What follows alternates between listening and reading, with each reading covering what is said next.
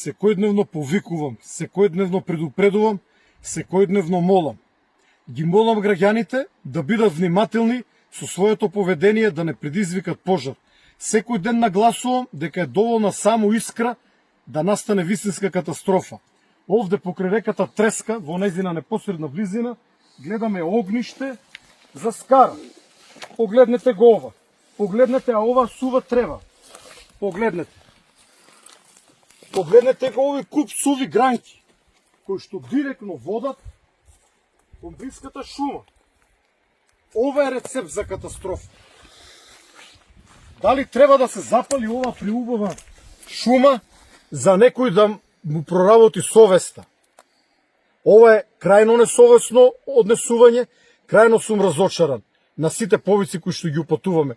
Затоа уште еднашка ве молам, не палете оган во текот на летото.